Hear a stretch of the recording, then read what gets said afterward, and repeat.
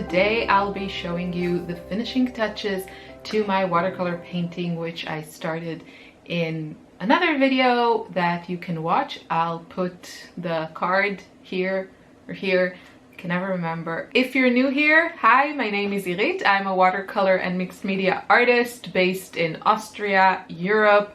I do watercolor videos most of the time, although lately some yarn has snuck into my videos.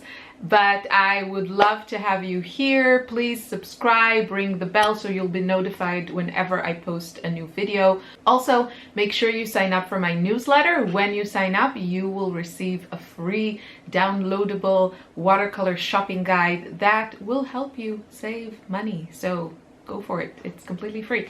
But before we get into that, I just wanted to show you a couple of things that are in my shop. So the first thing, which has been there for a while, but I had to order one for myself. I wish I could order one of everything.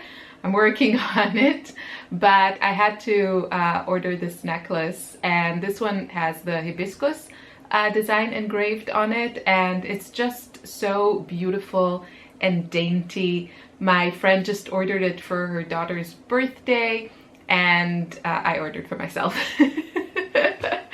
So I think my kids are not into jewelry just yet.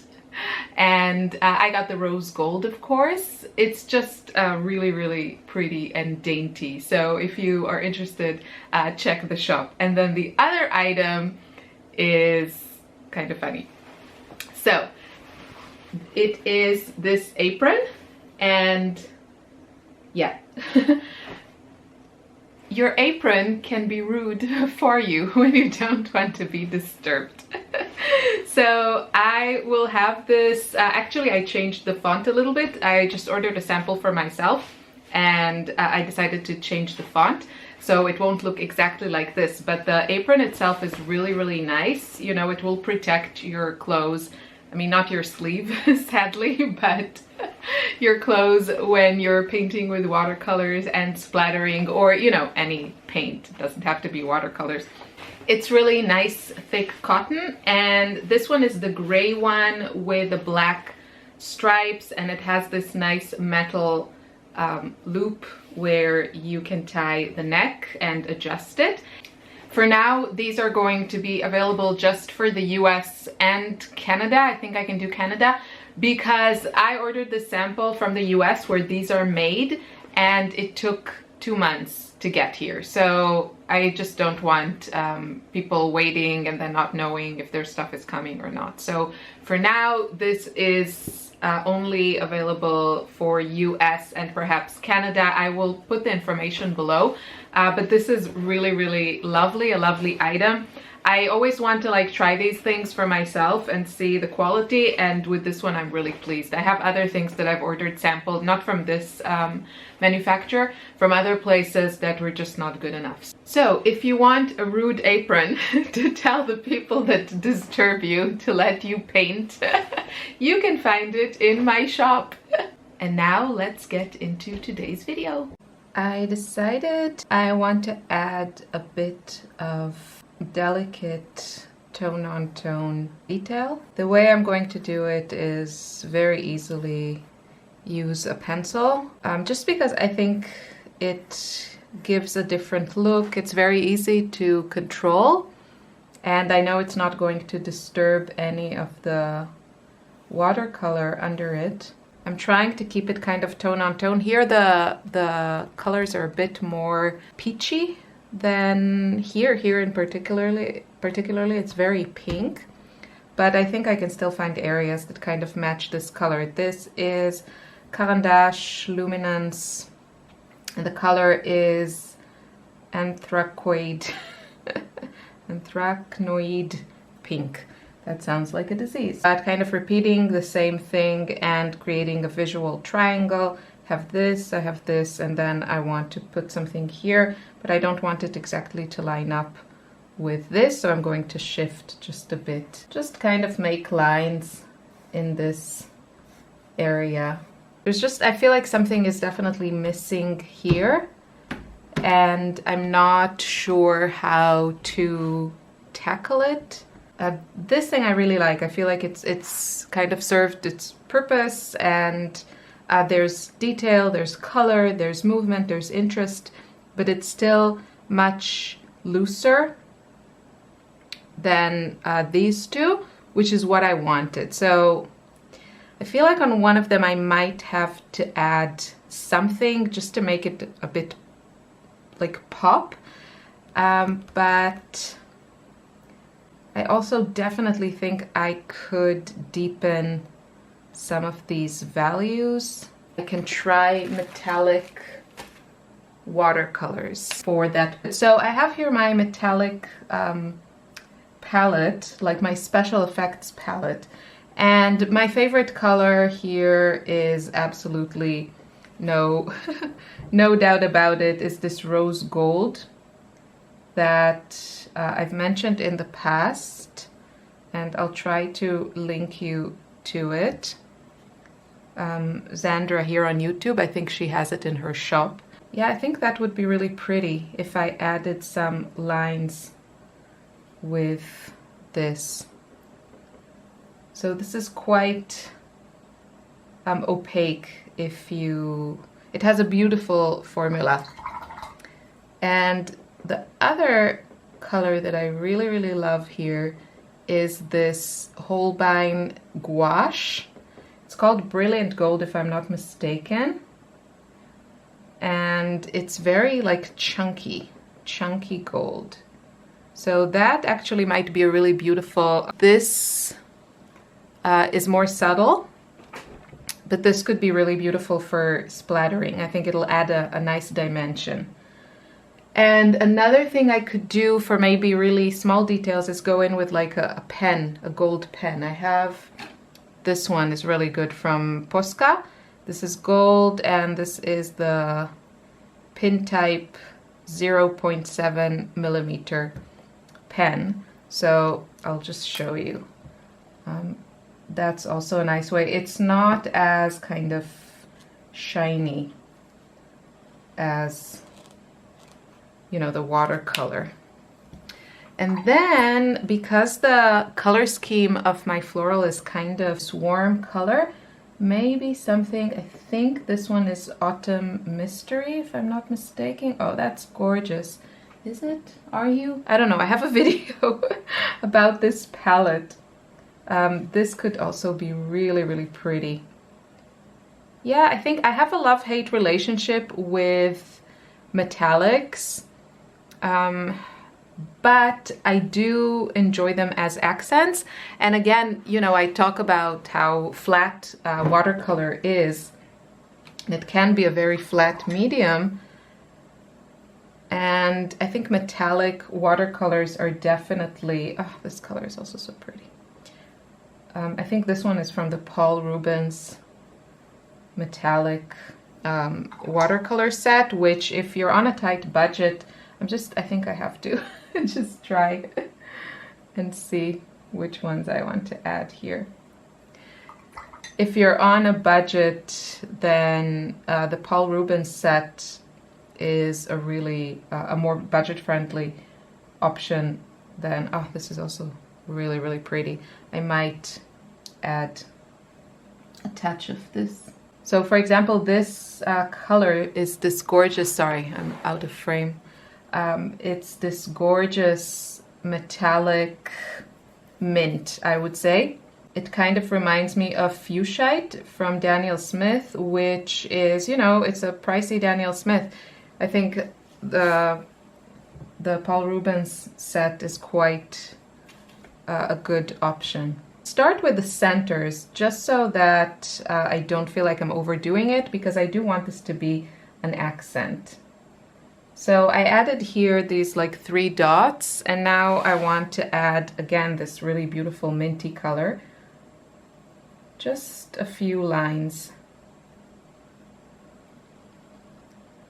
And then also here, and I'm following the areas where I already laid down that turquoise using my pencil this one, the turquoise green from Derwent, the Light Fast. Beautiful color. You can see the pencil, the watercolor basically just lies on top of it. It doesn't resist it as much as the pastels, the Neocolor 1 pastel, which really kind of just push away the watercolor, but it still gives the effect that I want.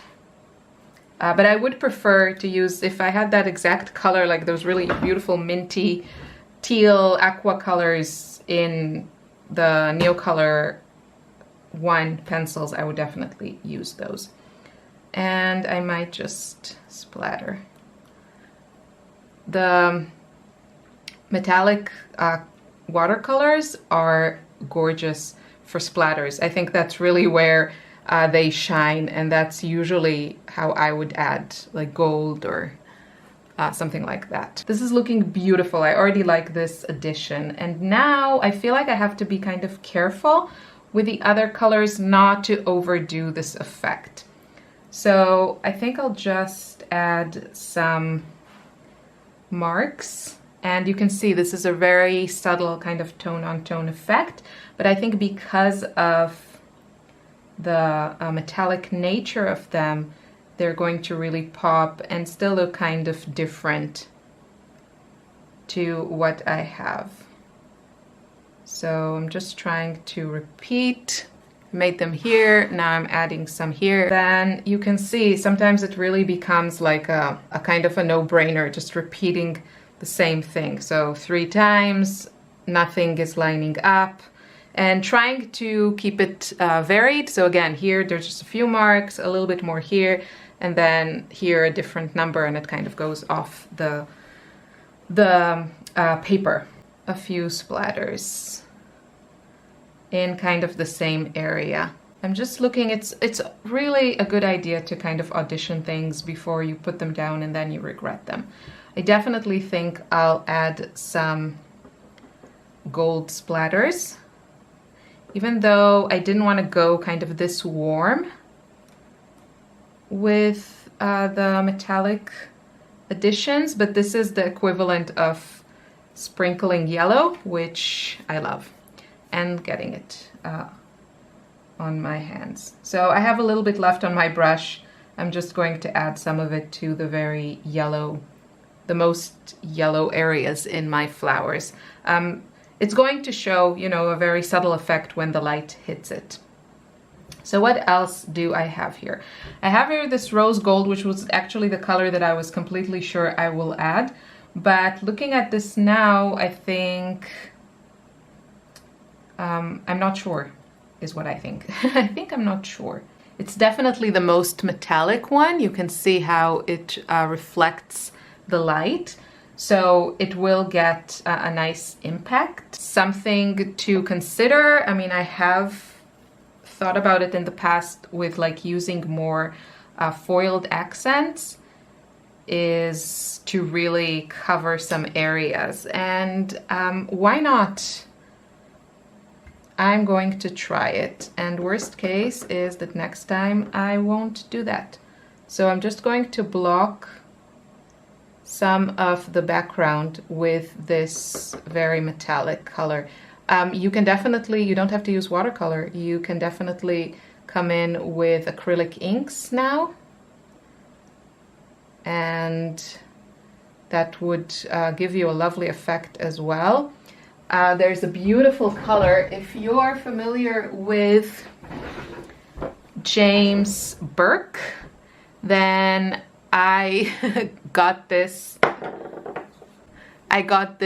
paint based on his recommendation. This is from Target if you're in the US. And you know, the nice thing, you can find like metallic acrylic paints in every art shop, probably also craft shop. It's a very, very common thing, but with Target, they have this line, or they had this line of acrylic paints just in really, really beautiful colors. And this one was one of them. It's actually the only metallic paint I picked up when I was in the States in, was it 2019? I think so. So this is called Metallic Warm Metal. shade. I have no idea if it still exists. It's like $2 for these paints. And this is a beautiful metallic. I just like, you know, working with my brushes and everything, and I don't have to switch things around. So, and I have this gorgeous metallic watercolor, so that's what I'm going to use. But here you could definitely use also other mediums. And I want to keep this loose. And I also want to go around some of the shapes that I've already sketched here.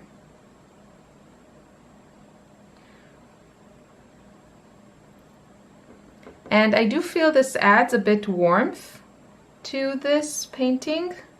You know, maybe this will help me kind of not have to add more details. So I want it to look very painterly, where we can kind of see the brush strokes. But I also, you know, there are some areas in the background that I really, really enjoy. So I don't necessarily want to cover them. It's also lovely because you can see how the pastel resists the watercolor. And I can still get some, you know, interest even in those areas that I want them to be more subtle. You know, this is the background. I don't want this to take away from my florals, my focal point. So this is really something I've never done. I kind of have a bit of courage to do this. First of all, because I paint so many of these that I really don't feel so precious about them anymore. Because I kind of, you know, hope and know that I can paint them again, and it's not always just like a fluke that something looks good. And again, now I'm just playing around, but I have these lines here and I can just use them as a template and create something new. I'm adding some splatters with kind of a half cleaned brush so that I will get just different effects. Some splatters will be less metallic and some will be quite concentrated. Well, I feel this, I think this was a good move. I feel it kind of added more warmth to this, and now the flowers don't seem so boring. Like this area in particular is giving me problems. Ugh. Trying not to put my fingers in wet paint. Yeah, I still think this needs something because it's just too boring. And I think it's going to have to be watercolors. I'm going to take a dagger brush. This one is the Tintoretto number 6 Sintetico Ambra. I think this one is pretty hard to find, so a very similar one is the Pro Art small sword brush 9A, which I talk about all the time. And I use it all the time and it's fantastic. This one is basically the same. It's just prettier and has a longer handle, and that's why I use it. Okay. Yeah, it's going to have to be some pink lines here, and I might warm it up a little bit with the Naples yellow red, which I know are the colors that I used for this painting. And I'm going to go repeat what I've done before, and maybe I'll just keep it a little bit looser and bigger. Try not to overdo it. I don't want a ton of detail, I just want a little bit. And then this area I'm also a bit torn about it, but I'm also getting the feeling that things are starting to look quite full. This sometimes is the point where I start just adding blobs of really intense saturated color. I have a little bit of ultramarine blue. I added also some of this minty watercolor, which is gorgeous. It's really, really pretty. But I can't help myself. The teal has taken over my hand, and there's nothing I can do about it. Olive green.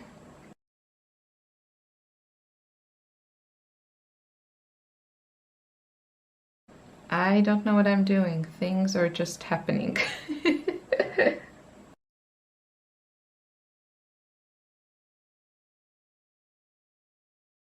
Sometimes I feel with watercolors, it's not that I feel, it's factually true that they lighten as they dry. And with some colors, they really lose their light, their vibrancy. This is, I think, one of the reasons why I'm not a big fan of quinacridone magenta. I feel like many brands, it's a color that looks amazing when you put it down, and then when it dries, it kind of becomes dull. And I'm always disappointed with the results. And so this is where glazing becomes really, really important with watercolors. Sometimes to get that full intensity, that light, you have to go in with a glaze. And this is usually, it works with, you know, it works the best with intense, transparent watercolors, that effect, if that's what you're after. So, you know, that could be, if you're looking at your painting and it looks a bit dull, then you might want to do a very careful glaze. And yeah, my favorite colors to do that are like the quinacridones, something like quinacridone gold, or, you know, quinacridone rose would also work, but usually I'm good with the pinks in my paintings. So quinacridone gold, nickel azo yellow is another great accent glazing color. And then also something like green gold can sometimes really liven up those, you know, foliage or areas that just seem dull. Now the key here also is not to do this everywhere, so not just go over again everything you painted in the previous layer, but create these layers, these accents. I feel that what makes paintings interesting. And yeah, I'm in the zone now. I could do these like lines all day. Maybe I should. I really enjoy seeing these warm, yellowy, slightly earthy greens next to my pinky colors here. It's a very attractive combination for me.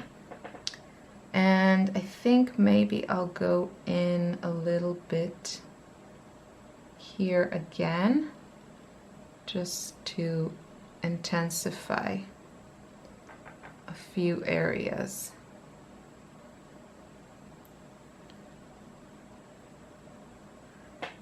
You know, sometimes you just have to look at things and see if you feel like they could take more.